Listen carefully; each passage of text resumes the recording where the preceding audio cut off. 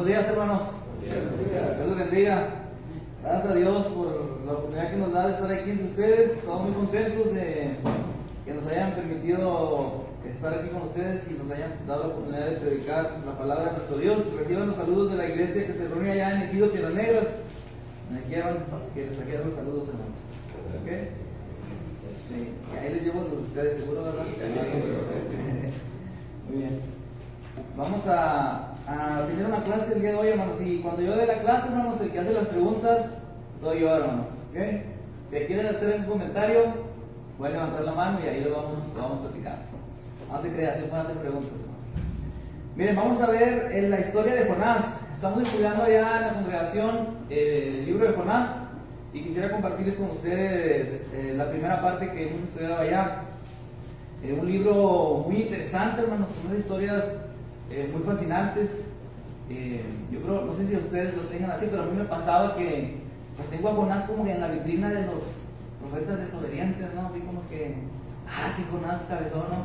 Que siempre quiso ir en contra del que Dios le había mandado. Pero al final de que lees el libro y que estudias, te das cuenta de que algo cambió en la vida de Jonás. Fíjense, para escribir Jonás y aparte escribir las cosas que escribió de él, en la parte negativa, de decir, pues Jehová me habló, pero yo fui a otro lugar en el que Jehová no me dijo. Y después en el capítulo 2, capítulo 3, decir que fue a Nínive a predicar lo que Dios le había mandado. Yo creo que nosotros no escribiríamos la parte negativa nuestra, ¿no? Como que nada más lo bueno, pero eso habla de que Jonás quizá fue un hombre que se restauró con Dios al final de su historia y que se consagró también a Dios y que se dejó guiar por la pluma de Dios cuando escribió ese libro, ¿verdad? Y que dijo, Jehová, no, el capítulo 1 no, ¿verdad? Vamos a escribir desde el capítulo número 3, ¿qué te parece? Donde ya viene que Jonás obedeció.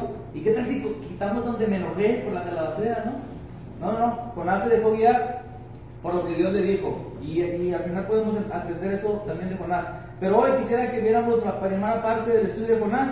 Y lo que vamos a ver primero acerca de este libro es que hay mucha gente que no cree en el libro de Jonás. Hay ciertas cosas que dicen, esto no puede ser real. Es una historia muy bonita, muy fantasiosa, con muchos milagros y cosas sobresalientes y esto no pudo haber pasado. No puede ser real. Pero vamos a ver que sí fue real. También es interesante, podríamos pensar que los ateos o las personas que no creen en Dios podrían no creer en Jonás, pero en el mundo religioso, la gente que es religiosa, de algunas sectas o de algunas religiones, ponen en duda que Jonás sea una historia real. Más ellos piensan que es una parábola, una historia que quiere enseñarnos algo, pero que no ocurrió tal cual, literalmente como Jonás lo está narrando en este libro. Y vamos a empezar con eso, vamos a confirmar de que lo que está escrito en Jonás es real, hermanos. Y sí pasó, y sí fue tragado por una ballena, no, una ballena, fue tragado por un gran pez, y eso sí pasó, hermanos. Jonás estuvo dentro de un pez 3 días y 3 noches, y estuvo con vida, y es real. Y vamos a ver por qué es real, ¿ok? Una de las cosas que la gente cree o porque la gente no cree es en estos hechos sobrenaturales que acabamos de platicar. Díganme uno, aparte del pez grande que se trabajó más. A ver, díganme otro hecho sobresaliente que se narra en esa historia, hermana. Lo de la calabacera que creció en un día. La calabacera nos sorprende, hermana. ¿Cómo que una calabacera en un día? Bueno, ese es el poder de Dios. ¿Qué otra situación pasó ahí, hermanos? Cuando viene en el barco, está lloviendo mucho y pues, una tempestad, ¿no? Muy grande, luego que se calmó cuando aventaron a Jonás. ¿Cómo que se calmó la tempestad? Eso es imposible. Bueno, vamos a ver que sí es posible para Dios. Y vamos a centrarnos en esa gente que cree en Dios, pero que no cree que Jonás fue cierto, ¿no? Vamos a confirmar que sí lo fue. Hay muchos eventos que ellos narran o creen que por lo cual no es real. Una de ellas es cómo Jonás pudo ser tragado por un pez. También está la expresión rey de Nínive, cuando dice ahí la palabra y el rey de Nínive, dice es que no era el rey de Nínive, era el rey de Asiria, porque dice rey de Nínive. Pero también hay una explicación para eso. Hay otras partes de la historia bíblica donde se refiere al rey, a la ciudad, a la capital de donde era rey. No es la única parte donde se menciona el rey de una ciudad, pero refiriéndose al rey de toda el área, de toda Siria. Entonces, pero hoy vamos a ver los hechos sobrenaturales. Primero tenemos que entender, hermanos, que Dios es sobrenatural. O sea, no nos debe de extrañar que pasen estas cosas en el libro de Jonás, porque Dios tiene poder para hacer eso y más. Y el libro completo de la Biblia está lleno de cosas milagrosas. Si no creemos en Jonás, pues tampoco tendríamos que creer en los milagros de Jesús, ni en los milagros que ocurrieron en el libro de Daniel, ni cómo hizo flotar un profeta un hacha en el río. Tendríamos que dejar de creer en todo eso. Pero vemos que Dios tiene poder para hacer eso, y tiene poder de su creación. ¿Cómo es que Dios calmó la tempestad cuando Jonás fue echado al mar? Y parece como que es algo que no puede pasar. Pero vamos a confirmar, hermanos. ¿Se acuerdan de la historia cuando el Señor Jesucristo estaba en una barca con sus apóstoles? ¿Qué pasó? Vino una tempestad, ¿no? Y luego Jesús, ¿qué hizo con la tempestad? La calmó. Entonces, si el Señor Jesucristo puede calmar una tempestad, Dios, Jehová, puede calmar una tempestad en el medio del mar, con marineros arriba y con un profeta en la embarcación. La tempestad que calmó Jesús en Mateo 4, 24 al 27, ahí está narrada. Y tendríamos que creer que también Jehová pudo calmar la tempestad en aquel día. Jonás dentro del pez. Yo creo que esta es la historia más increíble, podríamos decir, que está ahí escrita, ¿no? ¿Cómo un hombre puede ser tragado por un pez, permanecer ahí, y luego con vida, y luego ser vomitado en la playa? Hay el animal más grande ahorita que tiene registro del humano, es una ballena azul. La ballena azul mide, el registro más grande de un tamaño es de 30 metros, hermanos. Quizás pudo haber sido más grande que eso, el pez. Y son 30 metros, yo no sé cuánto mide este edificio, pero yo le calculo unos 3, 6, 9, unos 10 metros, hermano, 11. 17 hasta acá. Bueno, imagínense, lo doble de este edificio podría medir un pez grande. Entonces, caben como 3 Jonás, hermanos, dentro de ese pez. Entonces es posible, y aparte porque Dios lo hace posible. Es muy sorprendente, pero tendríamos, si no creemos que Jonás estuvo dentro del pez 3 días y 3 noches, ¿por qué tendríamos que creer que Sadrach, Mesach y Abednego fueron lanzados a un horno de fuego y salieron y ni siquiera olían a humo, hermanos? O sea, ¿por qué sí creo lo de Daniel y no puedo creer lo de Jonás? ¿Ok? Entonces, Dios hizo posible que Daniel saliera de ese horno. Hermano, cuando uno se arrima a una carne asada, unos 5 minutos, ya llega a la casa oliendo, apestando a humo, ¿no?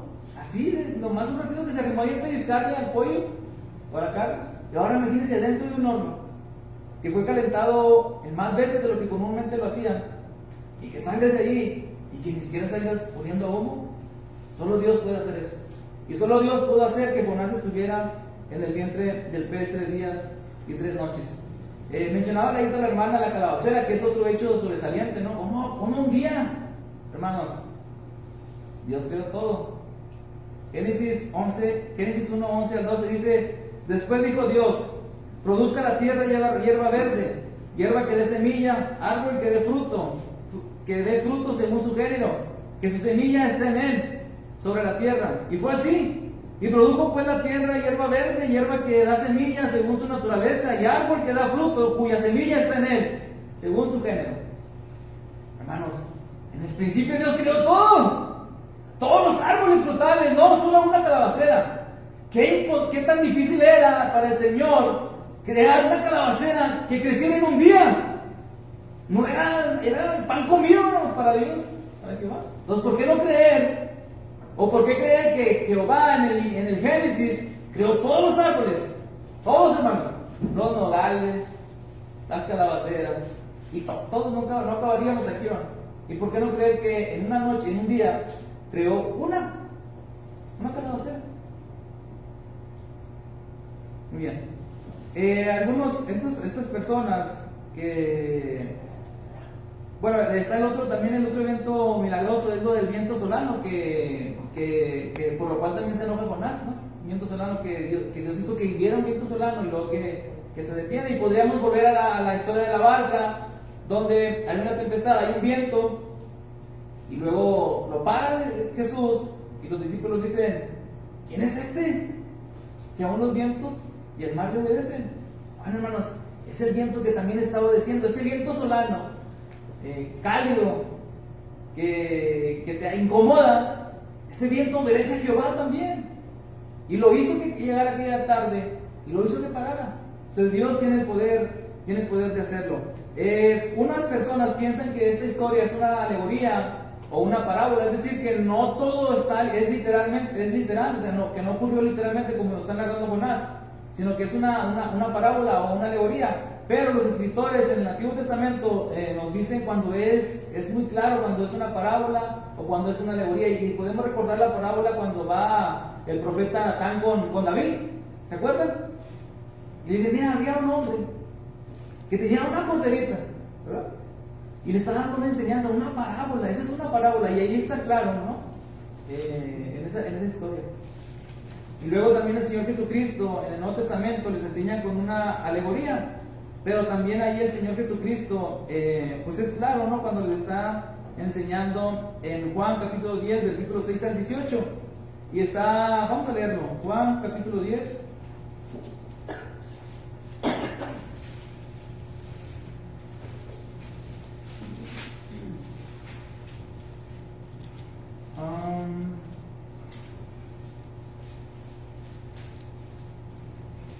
Juan capítulo 10, versículo 6, dice: y volvió Jesús, dice, esta alegoría les dijo Jesús, pero ellos no entendieron qué era lo que les decía.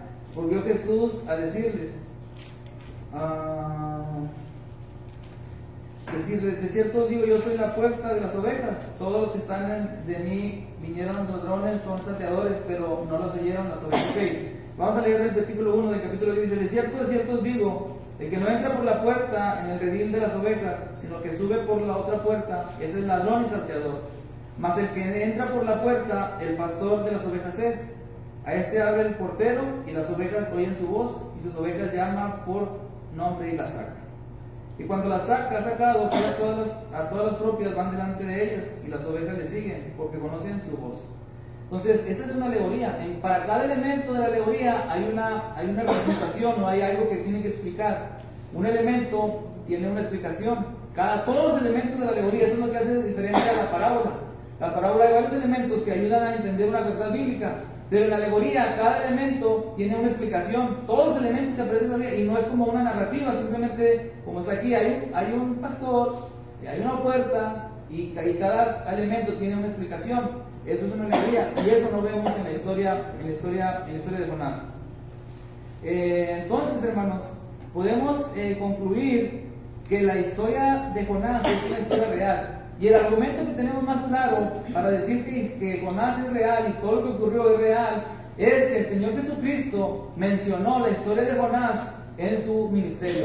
Cuando está hablando que le piden una señal, y Jesucristo les dice: no les será dada la señal, porque ya se da la señal de Jonás.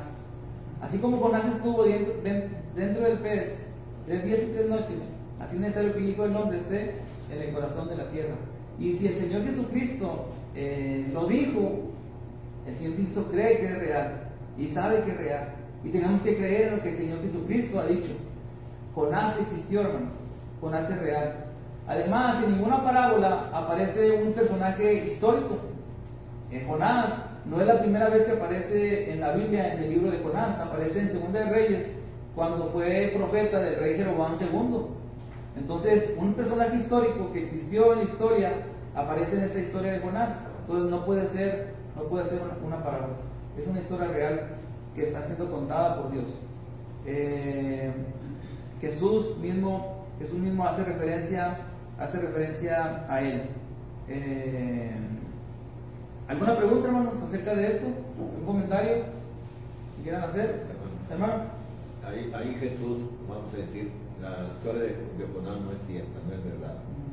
Y al usarla Jesús, entonces está enseñando algo falso, Ok, exactamente, ¿no? ¿verdad? Y Él es la verdad. Él es la verdad. Entonces, Ahí quitan todas las dudas, hermano. Ahí quitan todas las Pero la dudas. otra es, Jonás hay un simbolismo para la muerte y resurrección de Cristo.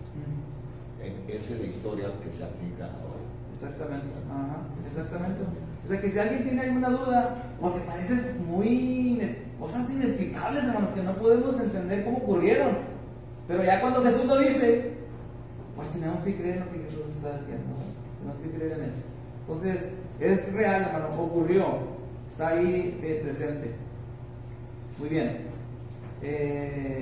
Se me pasaba, por ejemplo, mencionar acerca de esa tempestad, pues cómo hizo Dios llover, ¿no? En Génesis, cuando destruyó el mundo, ¿no? 40 días, 40 noches, hizo llover, ¿no?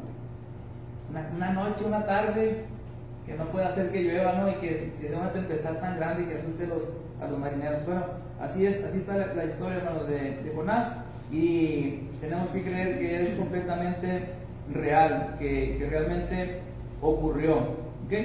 Les decía en 2 de Reyes capítulo 14 versículo 25 es donde aparece primero Jonás, es la historia, donde Jonás fue un profeta del rey Jeroboam II, y que en ese espacio de su trabajo, de su servicio a Dios, se hizo que recuperó mucho territorio Israel, recuperaron territorio que les había sido quitado y vino a ser otra vez parte de ello. Ahorita lo vamos a leer más adelante. Hermanos, no podemos huir del que está en todas partes, ¿no?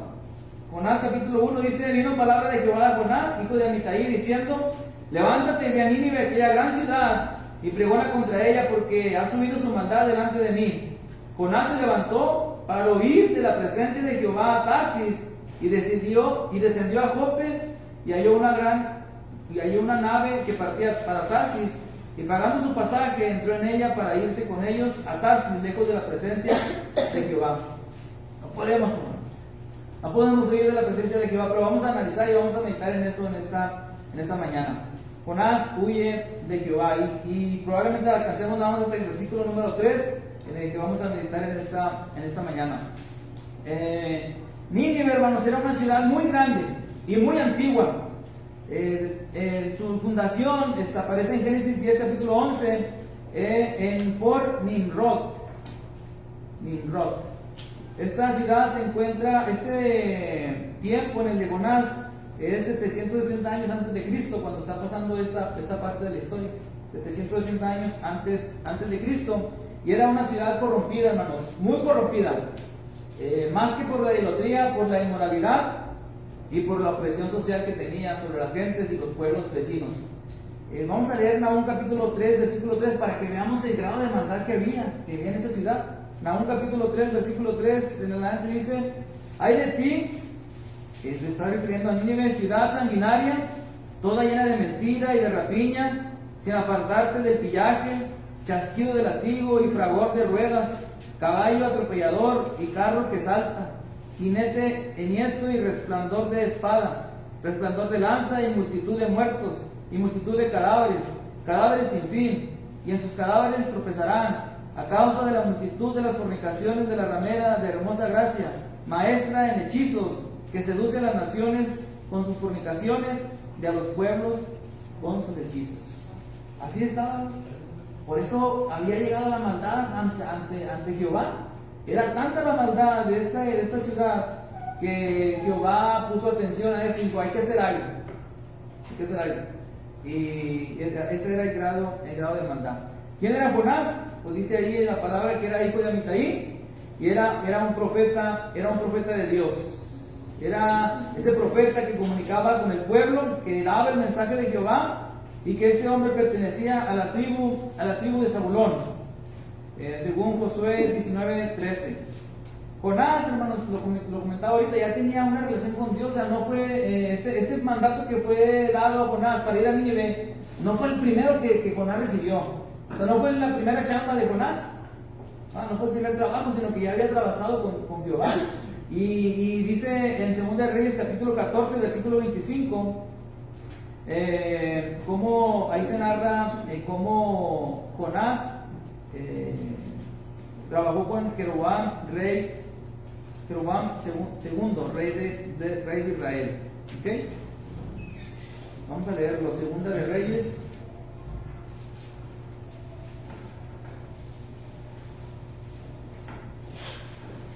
Capítulo 14.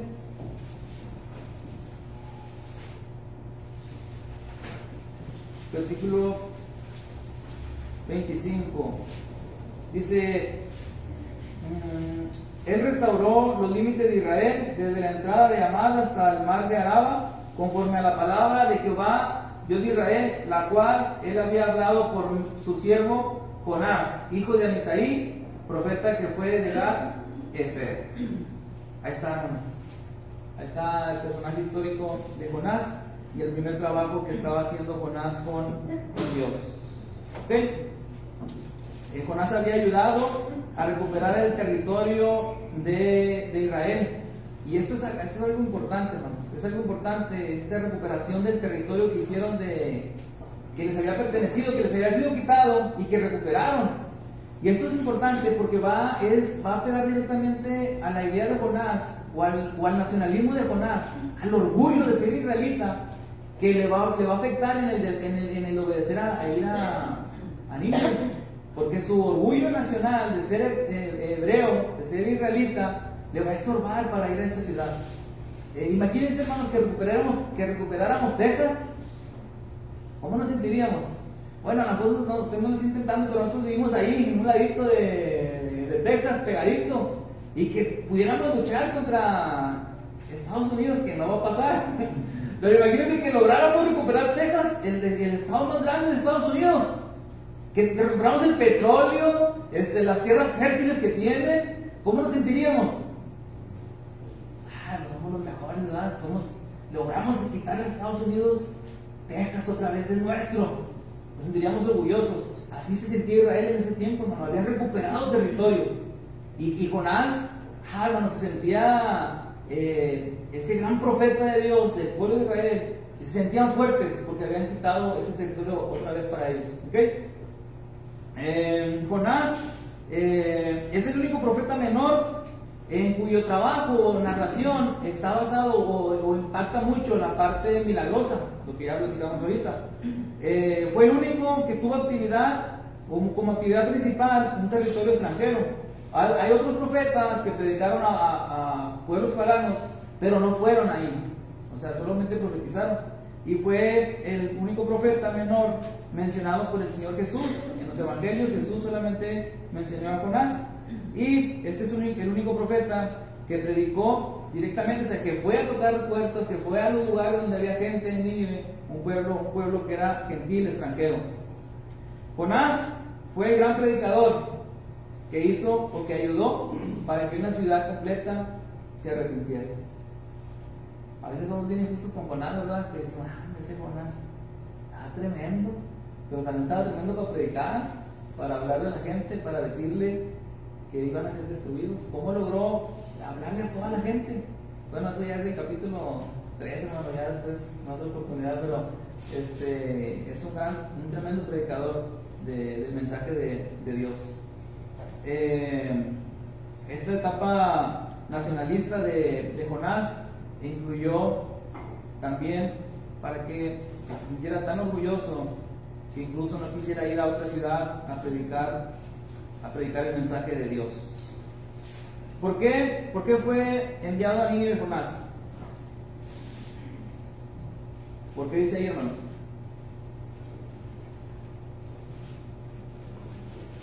Pregona contra aquella ciudad, ¿por qué? Porque ha subido la maldad. Bueno, Jonás fue enviado a Nínive por la maldad que había en Nínive.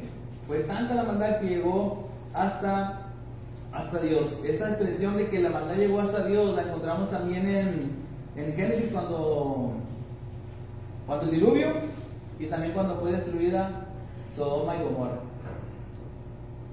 Y yo pensaba, ¿cómo hubiera destruido Jehová a Nínive? Si destruyó el mundo con agua y luego Sodoma con fuego, hermanos, yo creo que iba a ser más terrible Nínive. No sabemos cómo. Al final Dios decide no destruirlos, pero seguramente hubiera sido terrible aquella destrucción de aquel pueblo. Era la misma edad de maldad, las mismas, aquello que había llegado hasta la presencia de Jehová, como en las otras dos ocasiones.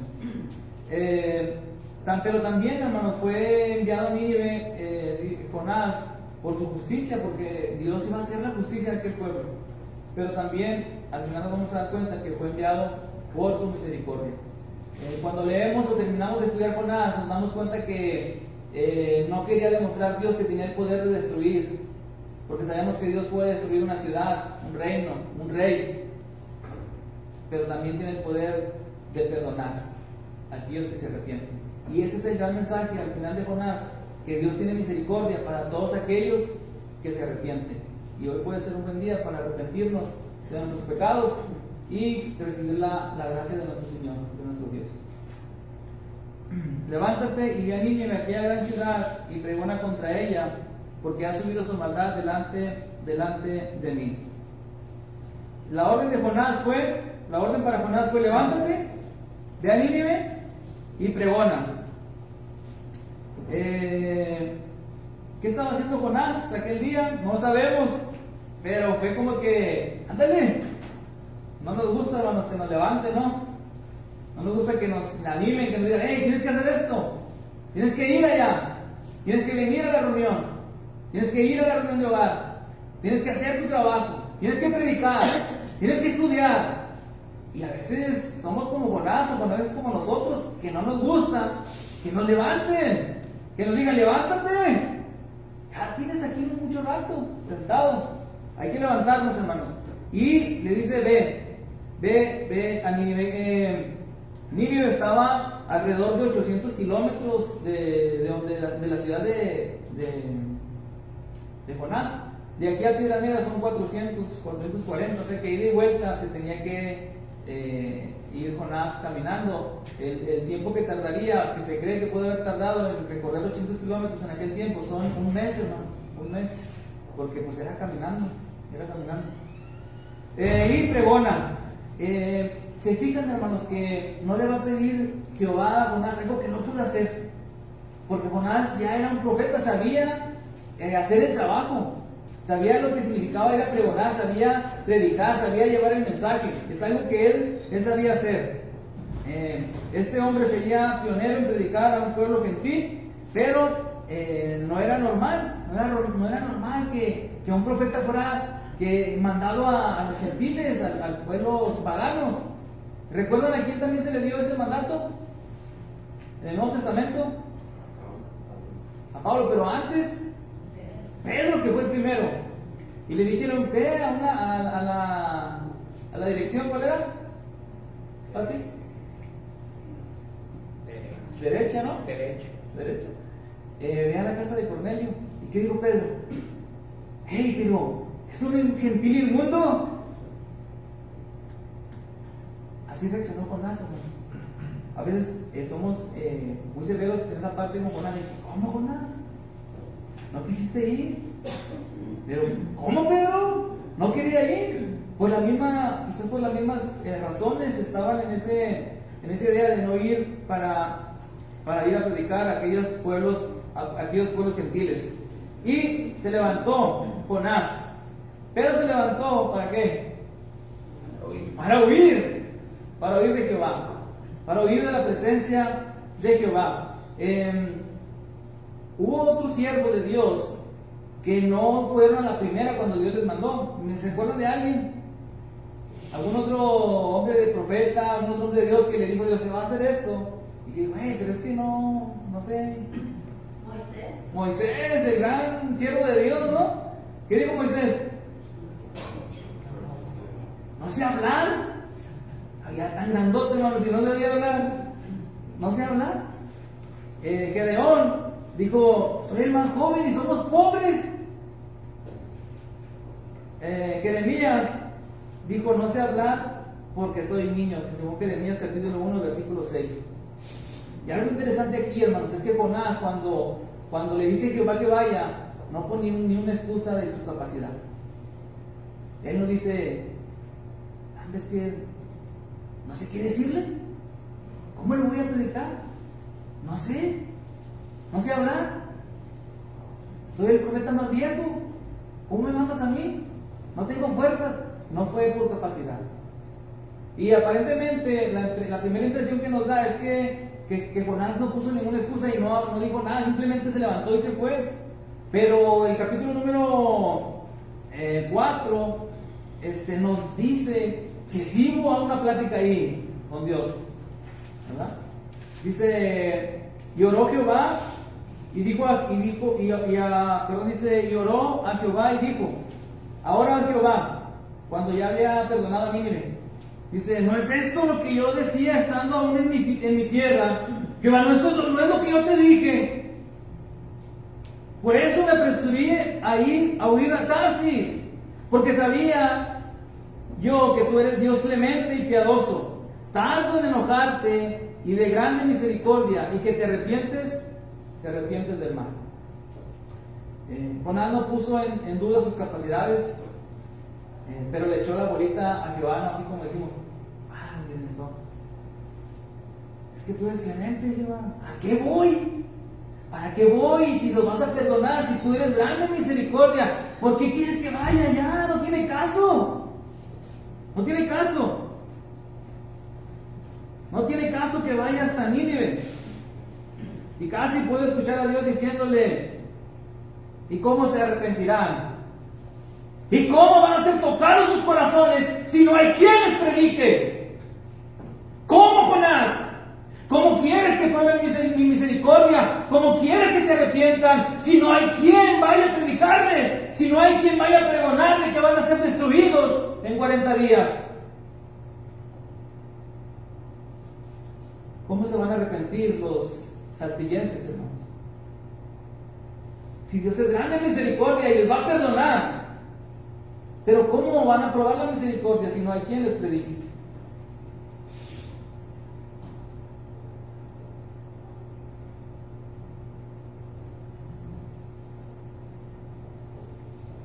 ¿A dónde huyó Jonás? ¿A dónde huyó Jonás? Antes de eso, hermanos, en la iglesia hay hermanos con muchas capacidades, muy capaces, que tienen puestos importantes en empresas, que estudiaron carreras difíciles y complicadas, ingenierías, licenciaturas, que son muy capaces en muchas cosas. Pero cuando se les dice, ¿puedes hacer esto en la iglesia? Es que no puedo. ¿Y cómo pudiste cursar una carrera de medicina? 7 años. ¿Cómo pudiste cursar una carrera de ingeniería con matemáticas bien complicadas? ¿No puedes hacer esto en la iglesia? Tenemos que poner al servicio de Dios las capacidades y talentos que Dios nos ha dado. Yo no veo, hermanos, que haya una maestra en la iglesia que esté en el magisterio, dada de alta, que sea profesional y que no haga clases de niños.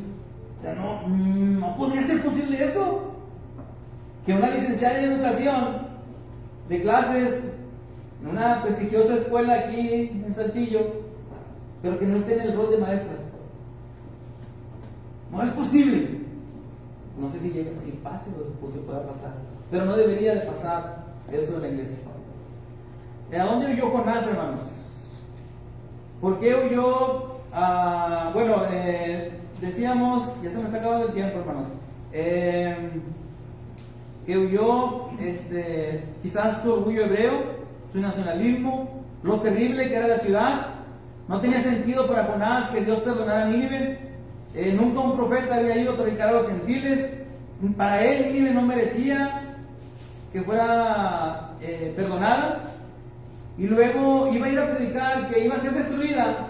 Y luego no iba a ser destruida. O sea, su currículum de profeta, ¿cómo iba a quedar, hermanos? Iba a quedar como un profeta mentiroso. De que dijiste que iba a ser destruida y no fue destruida. Quizás todo eso pudo estar en la mente de Jonás. Pero al final vamos a ver que Jonás sí fue. ¿A dónde huyó Jonás, hermanos? Huyó a Jope. Pagó su pasaje, hermanos, para ir a Tarsis. Y les preguntaba a los hermanos, ¿por qué huyó a Tarsis? Y les decía yo, porque no había viajes para Alaska, hermanos, porque quería ir a lo más lejos que hubiera ahí de Nínive, hermanos. Fue a donde fue, a Tarsis, que se cree que estaba en España, era 3.400 kilómetros, hermanos, como de aquí a Guatemala o Belice, por allá. Entonces se fue a Nínive porque era lo más lejos quizás que una nave lo podía llevar de ahí de Jope, porque él quería estar lejos de él, quería alejarse de la presencia de Jehová. Y algo también importante aquí, hermanos, es cómo este hombre costeó su viaje para alejarse de Dios, de las bendiciones que Dios le había dado, de la manera en que Jonás podía tener sustento en su vida. Creemos que Dios se lo había dado, como Dios nos lo da a nosotros. Pero ¿cómo fue capaz de usar lo que Dios le dio para huir de Dios? Y esto sigue pasando en la actualidad. ¿Cómo nosotros usamos lo que Dios nos da, los recursos? Porque a veces nos bendice con buenos trabajos, hermanos. Nos bendice con buenos salarios. Nos da bendiciones, hermanos. Y eso que Dios nos ha dado, eso mismo que Dios nos regala, ahora lo estamos usando para alejarnos de Él.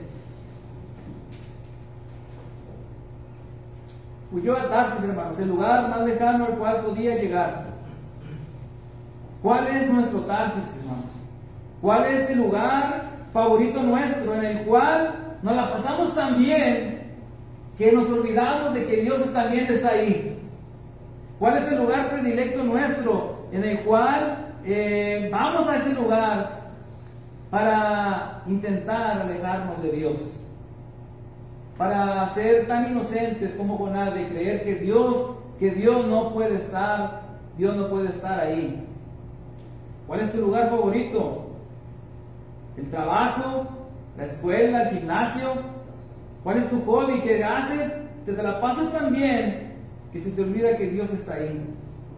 ¿Cuál es tu persona favorita que te está alejando de Dios? Ahí, no sé si aquí está pasando, hermanos, pero allá está pasando mucho que los jóvenes están tomando novias del mundo y cada vez se están alejando más de la iglesia. A veces una persona puede llegarnos a alejarnos de Dios. Jonás sabía los salmos, hermanos. Jonás sabía los salmos porque cuando Jonás ora a Jehová, la oración de Jonás está plagada de salmos. Y Jonás conocía seguramente el Salmo 139:7 que dice que a donde él fuera, si subía a los cielos, ahí estaba Jehová. Si iba a las profundidades, también estaba ahí. ¿A dónde podía huir de tu presencia? Jonás sabía que no podía hacerlo, pero quería alejarse de esa presión, quería alejarse de ese mandamiento, quería alejarse de esa dirección, para decir, es que estoy acá en Tarsis, Señor. O sea, estoy a 3.400 kilómetros, no hay un profeta más cerca de Nínive. Por eso a veces nos queremos ir a Tarsis para decirle, Señor, es que estoy en Tarsis, no puedo ir allá, es que tengo este compromiso acá. Es que esta profesión que me diste me tiene tan ocupado que no puedo hacer lo que me estás pidiendo ahora.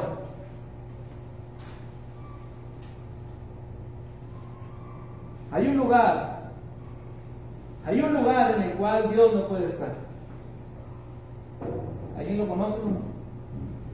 ¿Alguien sabe cuál es el lugar en el que Jehová no puede estar? ¿Cuál? Lejos del fuego. ¿Sabe dónde es, hermanos? ¿Sabe dónde Dios no puede estar? En el lugar que Él decida no estar.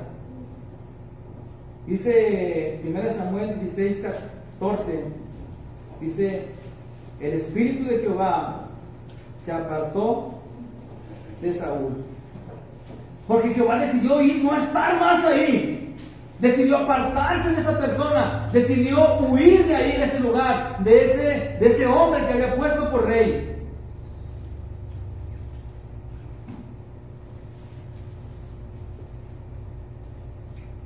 habitables, hermanos, nosotros hoy, para que Dios more en nosotros? ¿Cómo está ese templo de Dios? ¿Está habitando todavía ahí, hermanos? En cada uno de ustedes. ¿O será que ya no está ahí, hermanos? ¿O será que ha decidido salir de ahí porque no es habitable para Dios? Porque aquel hombre Saúl dejó de ser habitable para Jehová. Nuestro Dios puede decidir no estar más en tu corazón, porque quizás no es habitable hoy para Dios. No es habitable hoy para Dios. Se me acabó el tiempo, hermano. Exactamente, hermano. ¿Algún comentario que tengan?